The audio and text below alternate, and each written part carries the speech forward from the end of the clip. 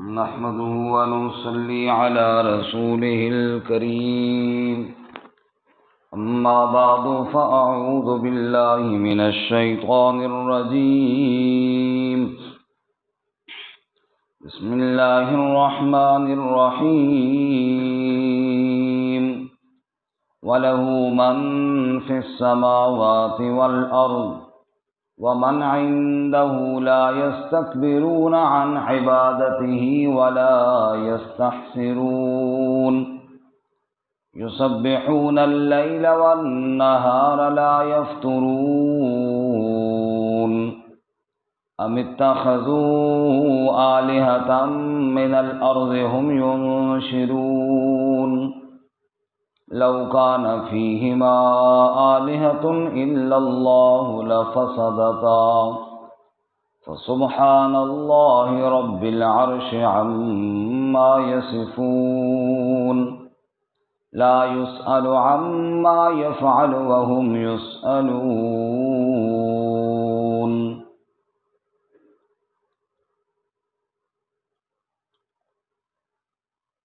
وَلَهُ مَن فِي السَّمَاوَاتِ وَالْأَرْضِ اور اسی کے لیے جو آسمانوں میں ہے اور زمین میں وَمَنْ عِندَهُ لَا يَسْتَكْبِرُونَ عَنْ عِبَادَتِهِ اور جو اس کے پاس ہیں نہیں تکبر کرتے اس کی عبادت سے وَلَا يَسْتَحْسِرُونَ اور نہیں تھکتے وہ یسبحون اللیل والنہار تسبیح بیان کرتے ہیں رات اور دن کو لا یفترون کوتاہی نہیں کرتے ام اتخذوا آلہۃ من الارض کیا ٹھہرا لیے انہوں نے الہ زمین میں سے ہم ینشرون کہ وہ اٹھاتے ہیں لو کان فیہما آلہۃ الا اللہ لفسدتا اگر ہوتے آسمان زمین میں کوئی الہ اللہ کے علاوہ تو برباد ہو جاتے فسبحان اللہ پس پاک ہے اللہ تعالی رب العرش جو رب ہے عرش کا عما یصفون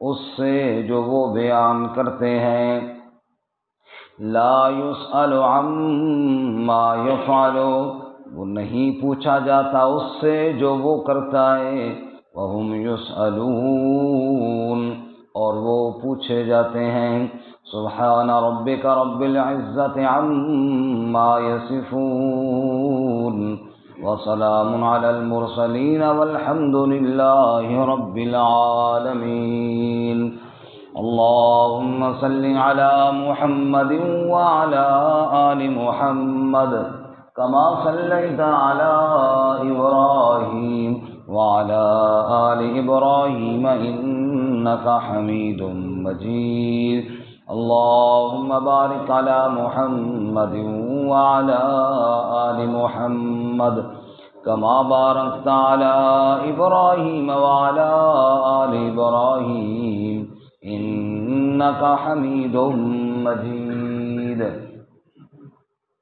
معزز سامعین سورۃ الانبیاء کا دوسرا رکوع آیات نمبر 19 سے 23 تک تلاوت کی ہیں اللہ رب العزت ان کے مطابق صحیح بیان کی توفیق عطا فرمائے اور ہمیں قرآن و سنت پر عمل کرنے کی توفیق عطا فرمائے گزشتہ سبق میں درس عبرت ہم نے سنا کہ کتنی بستیاں جنہوں نے اللہ اس کے رسول علیہ السلام کی نافرمانی کی وہ تباہ و برباد کر دی گئی اور جب رب کا عذاب آیا تو پھر بھاگنے کی بڑے کوشش کی اور بڑے جتن کیے لیکن کوئی بھاگنے کا راستہ ان کو نہ مل سکا پھر فرمایا یہ کائنات اللہ نے کوئی کھیل تماشا نہیں بنایا اس کائنات کا مقصد خالق کی پہچان کرنا ہے اور آج کے سبق میں اللہ تعالیٰ نے اپنی وحدانیت کا مسئلہ بیان کیا اور ارشاد فرمایا وَلَهُ مَن فِي السَّمَاوَاتِ وَالْأَرْضِ آسمانوں میں جو کچھ ہے وہ بھی رب کا ہے، زمین میں جو کچھ ہے وہ بھی اسی کا ہے۔ پوری کائنات کا اکیلا مالک کون ہے؟ اللہ۔ صرف اللہ ہی پوری کائنات کا مالک ہے۔ آسمانوں میں کیا کچھ ہے، زمین میں کیا کچھ ہے، یہ جانتا بھی وہی ہے۔ وما یعلم جنود ربک الا ہو، رب کے لشکر اتنے ہیں کہ رب ہی جانے وہ کتنے ہیں، انسان تو ان کو جان بھی نہیں سکتا۔ بہر کیف بے حساب اور اتنے لشکر اللہ تعالیٰ کے جن کو رب جانتا ہے، ان سب کا اکیلا مالک صرف میرا اللہ ہے۔ وَلَهُ مَنْ فِي السَّمَاوَاتِ وَالْأَرْضِ، آسمانوں میں جو ہیں وہ بھی اسی کے، زمین میں جو ہے وہ بھی اسی کا ہے۔ وَمَنْ عِنْدَهُ لَا يَسْتَكْبِرُونَ عَنْ عِبَادَتِهِ، جو رب کے پاس ہیں، رب کے پاس کے دو مطلب ہیں، ایک تو وہ فرشتے جو حاملین عرش ہیں جو اللہ کے قریب ہیں، یا دوسرا رب کے پاس سے مراد جو بھی قرب الہی پر فائز ہیں، چاہے وہ انبیاء ہیں، چاہے اولیاء ہیں، چاہے بزرگان دین ہیں، جو بھی ہیں۔ اللہ فرماتے ہیں وَمَنْ عِنْدَهُ، جتنا رب کے کوئی قریب ہے، لا يستكبرون عن عبادتی، وہ اس کی عبادت سے تکبر نہیں کرتا۔ جتنا کوئی رب کے قریب ہے اتنا ہی اس کے آگے عاجز ہے، مطلب یہ ہے۔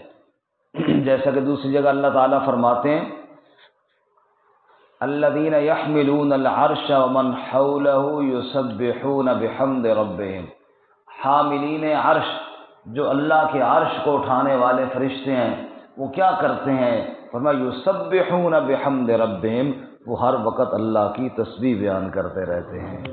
اسی طرح رسول اللہ صلی اللہ علیہ وسلم نے ارشاد فرمایا اتت السماء وحق لها ان تئت، آسمان سے چرچرانے کی آوازیں آ رہی ہیں، جیسے چارپائی پہ بندے بیٹھتے ہیں نا دو، تو اس میں سے آواز آتی ہے، کیونکہ وزن جب زیادہ پڑتا ہے تو آواز آتی ہے۔ حضور فرماتے ہیں آسمان سے چرچرانے کی آوازیں آ رہی ہیں، وحق لها ان تئت، اور اس کا حق بنتا ہے کہ اس سے آوازیں آئیں۔ فرمایا ایک بالش کے برابر بھی جگہ خالی کوئی نہیں ساتوں آسمان میں جہاں فرشتے اپنی جبین رکھ کر اللہ کی تسبیح نہ بیان کر رہے ہیں۔ سبحان اللہ۔ ومن عنده لا يستكبرون عن عبادتی، وہ اللہ کی عبادت سے تکبر نہیں کرتے، اللہ کی عبادت سے اعراض نہیں کرتے، بلکہ ہر وقت اللہ کی تسبیح اور اللہ کی عبادت میں لگے ہوئے ہیں۔ سبحان اللہ۔ جب تخلیق آدم کا وقت آیا تو اللہ رب العزت نے فرشتوں کے سامنے تذکرہ کیا کہ میں ایک مخلوق بنانے والا ہوں۔ فرشتوں نے کیا کہا تھا؟ وَنَحْنُ نُسَبِّحُ بِحَمْدِكَ وَنُقَدِّسُ لَكَ، اے اللہ ہم جو ہر وقت آپ کی تسبیح بیان کر رہے ہیں، ہم جو ہر وقت آپ کی پاکی بیان کر رہے ہیں، معلوم ہوا فرشتے ہر وقت اللہ کی تسبیح میں لگے ہوئے ہیں۔ سبحان اللہ۔ تو کائنات میں جہاں بھی دیکھو، چاہے آسمانوں پہ چاہے زمین میں، ہر جگہ میرے رب کی تسبیح بیان ہو رہی ہے۔ اس لیے فرماتے ہیں وَمَنْ عِنْدَهُ لَا يَسْتَكْبِرُونَ عَنْ عِبَادَتِهِ، جو رب کے پاس ہیں وہ اس کی عبادت سے تکبر نہیں کرتے، وَلَا يَسْتَحْسِرُونَ، تکبر بھی نہیں کرتے اور وہ تھکتے بھی نہیں ہیں، ہر وقت اللہ کی تسبیح میں لگے ہوئے ہیں۔ جی وہ تھکتے بھی نہیں ہیں، ان کی غذا ہی اللہ کی تسبیح ہے، ان کی خوراک ہی اللہ کی عبادت ہے۔ یسبحون اللیل والنہار، تسبیح بیان کرتے ہیں رات کو بھی اور دن کو بھی، لا یفترون، اور تسبیح بیان کرنے میں کوتاہی نہیں کرتے بلکہ ہر وقت خوب اللہ کی تسبیح بیان کرتے ہیں۔ اور ایک جگہ اللہ فرماتے ہیں وَإِن مِّن شَيْءٍ إِلَّا يُسَبِّحُ بِحَمْدِهِ وَلَٰكِن لَّا تَفْقَهُونَ تَسْبِيحَهُمْ، اے لوگو تمہیں سمجھ آئے نہ آئے، کائنات کی ہر چیز اللہ کی تسبیح بیان کرتی ہے۔ کہ بہتے دریا بھی اللہ کی تسبیح بیان کریں، اڑتے پرندے بھی اللہ کی تسبیح بیان کریں، لہلہاتے کھیت بھی اللہ کی تسبیح بیان کریں، یہ پوری کائنات کی ہر چیز اللہ کی تسبیح بیان کر رہی ہے۔ فرشتے حاملین عرش تسبیح میں، آسمانوں کے فرشتے تسبیح میں، پھر نیچے فضاؤں کے اندر آؤ تو قرآن ہمیں سمجھاتا ہے وَيُسَبِّحُ الرَّعْدُ بِحَمْدِهِ وَالْمَلَائِكَةُ مِنْ خِيفَتِهِ۔ یہ فضاؤں کے اندر جو بادل تمہیں دکھائی دے رہے ہیں، اللہ فرماتے ہیں تو کہتا ہے نا بادل گرج رہے ہیں، تو کہتا ہے بادل کڑک رہے ہیں، میں رب کہتا ہوں بادل میری تسبیح بیان کر رہے ہیں۔ بادل کیا کر رہے ہیں؟ اللہ کی تسبیح بیان کر رہے ہیں۔ تو کہتا ہے نا پرندے اڑ رہے ہیں، چڑیاں چہچہا رہی ہیں، رب العالمین فرماتے ہیں الم یروا الی الطیر فوقہم صافات ویقبضن، میں اللہ کہتا ہوں دیکھنا ذرا اڑتے پرندوں کو، کبھی پروں کو کھول کر صف بنا کر میری تسبیح بیان کرتے ہیں، کبھی پروں کو سمیٹ کر میری تسبیح بیان کر رہے ہیں۔ فضاؤں کے اندر بھی اللہ کی تسبیح، خلاؤں کے اندر بھی اللہ کی تسبیح۔ پھر زمین پہ آؤ، کائنات میں سب سے عمدہ اور اعلیٰ جگہ کون سی ہے؟ کعبۃ اللہ۔ اللہ ہم سب کو بار بار کعبے کی زیارت نصیب فرمائے، بار بار نصیب فرمائے۔ کعبۃ اللہ کیا ہے؟ وہاں اللہ کی تسبیح، وہاں اللہ تعالیٰ کا ذکر، اور بوڑھے بوڑھے بزرگ بھی ہیں تو وہ بھی جناب دوڑنے کی کوشش کر رہے ہیں اور کہہ رہے ہیں لبیک اللہم لبیک لبیک لا شریک لک لبیک ان الحمد والنعمت لک والملک لا شریک لک۔ اللہ ہمیں وہاں بھی ایسے مل کے پڑھنے کی توفیق عطا فرمائے۔ لبیک اللہم لبیک، وہاں بھی رب کے دربار پہ لوگ حاضر ہو کر اللہ کا ذکر کر رہے ہیں، اللہ کی تسبیح کر رہے ہیں، کبھی صفا مروہ کی سعی کر رہے ہیں اور اللہ کا ذکر ہو رہا ہے، کبھی مقام ابراہیم پر اللہ کے سجدے ہو رہے ہیں۔ اللہ فرماتے ہیں تمہیں کیا پتہ ساری کائنات میں جتنی بھی عمدہ جگہیں ہیں وہاں میری تسبیح بیان ہو رہی ہے۔ پھر بیت اللہ کے بعد اگلا نمبر ہے مسجد نبوی کا۔ مسجد نبوی میں جا کر دیکھو ریاض الجنہ کے اندر لائنیں لگی ہوئی ہیں، لوگ انتظار میں کب میری باری آئے میں وہاں جاؤں۔ کون سی جگہ؟ جہاں میرے نبی صلی اللہ علیہ وسلم کے بار بار قدم مبارک لگے۔ حضور گھر سے نکل کر مصلی پہ تشریف لاتے، مصلی سے اٹھ کر گھر تشریف لے جاتے، بار بار اللہ کے سچے نبی کے قدم جس جگہ پر لگے حضور نے فرمایا ما بین بیتی و منبری روضۃ من ریاض الجنہ، اللہ نے اس جگہ کو جنت کا ٹکڑا بنا دیا ہے۔ وہاں لوگ جناب انتظار میں ہیں کہ اللہ کی تسبیح بیان کریں۔ ریاض الجنہ میں اللہ کی تسبیح، اللہ میں ریاض الجنہ کی نفل نصیب فرمائے۔ ریاض الجنہ میں اللہ کی تسبیح، مسجد اقصی میں اللہ کی تسبیح۔ پھر اللہ قرآن میں فرماتے ہیں سورۃ نور میں فی بیوت اذن اللہ ان ترفع ویذکر فیہا اسمہ، پوری کائنات میں سے سب سے بلند شان والے جو جگہیں اور گھر ہیں وہ مسجدیں ہیں۔ مسجدیں اللہ کو سب سے زیادہ پسند ہیں، وجہ کیا ہے؟ فرمایا وَيُذْكَرَ فِيهَا اسْمُهُ، مسجدوں میں اللہ کی تسبیح بیان ہوتی ہے، اس لیے اللہ کو پسند ہے۔ مسجدوں میں اللہ کی تسبیح بیان ہوتی ہے، اللہ کا ذکر ہوتا ہے، اس لیے اللہ تعالیٰ کو پسند ہے۔ اس لیے اللہ فرماتے ہیں یسبحون اللیل والنہار، راتوں میں بھی اللہ کی تسبیح، دن میں بھی اللہ کی تسبیح، لا یفترون، وہ کمی نہیں کرتے میری تسبیح بیان کرنے میں، ہر وقت لگے ہوئی ہیں میری تسبیح میں۔ اللہ میں بھی توفیق عطا فرمائے۔ ام اتخذوا آلہۃ من الارض، اب اللہ مشرکین پر رد کرتے ہیں کتنے نادان ہیں۔ رب العالمین جس کی تسبیح آسمانوں میں، جس کی تسبیح فضاؤں میں، جس کی تسبیح کائنات کے ذرے ذرے میں، لیکن انہوں نے اس رب کو چھوڑ دیا، کتنے گھاٹے اور نقصان کا سودا کیا، کتنی جہالت کا کام کیا۔ ام اتخذوا آلہۃ من الارض، انہوں نے معبود زمین میں سے بنا لیے، ارے معبود زمین پہ نہیں، معبود تو عرش بری پہ ہوتا ہے۔ ام اتخذوا آلہۃ من الارض، انہوں نے الہ زمین سے بنا لیے، حالانکہ زمین سے الہ کوئی نہیں ہوتا۔ عجیب حساب ہے کہ حضرت علی حجویری رحمۃ اللہ علیہ جو اللہ کے ایک نیک بزرگ تھے، ان کا نام رکھ لیا داتا۔ ان کا کیا نام رکھ لیا جی؟ دینے والے۔ اچھا، داتا جی زمین کے نیچے اور مانگنے والے زمین کے اوپر۔ مانگنے والے کہاں ہیں جی؟ اوپر، اور دینے والا داتا زمین کے نیچے۔ یہ کیسا بھائی داتا بنایا؟ اللہ فرماتے ہیں اتخذوا آلہۃ من الارض، زمین سے انہوں نے الہ بنا لیے، حاجتیں پوری کرنے والے زمین کے اندر سے نکال لیے۔ اللہ فرماتے ہیں ایک بتاؤ، ایک جواب تو دو نا، ہم ینشرون، کیا وہ اٹھائیں گے تمہیں؟ قبروں سے وہ اٹھائیں گے جن کے سامنے تم ہاتھ پھیلاتے ہو؟ ہم ینشرون، وہ تو خود اٹھیں گے۔ ارے جو خود اٹھیں گے وہ تمہیں کیسے اٹھائیں گے؟ الہ وہ ہے جو پوری کائنات کو تھامنے والا ہے۔ اور سنیے، لو کان فیما آلہۃ الا اللہ، اگر کوئی الہ ہوتا کائنات میں اللہ کے علاوہ بھی تو لفسدتا، کب سے کائنات برباد ہو جاتی، کب سے کائنات۔ ایک الہ کہتا سورج کو طلوع کرنا ہے، دوسرا کہتا نہیں ابھی نہیں کرنا، ابھی اندھیرا کرنا ہے۔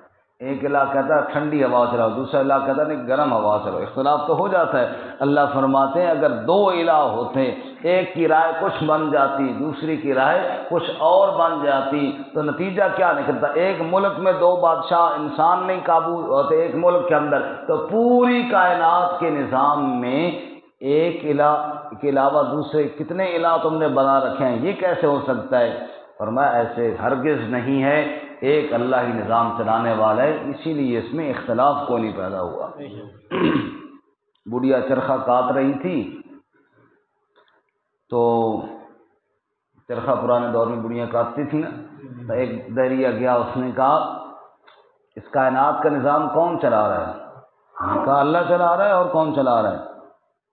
کہا اللہ کیسے چل رہا ہے؟ یہ خود بخود چل رہا ہے۔ بڑھیا نے چرخہ چھوڑ دیا، اس نے کہا اب چرخہ کیوں نہیں چل رہا؟ انہوں نے کہا تو نے چلانا چھوڑ دیا۔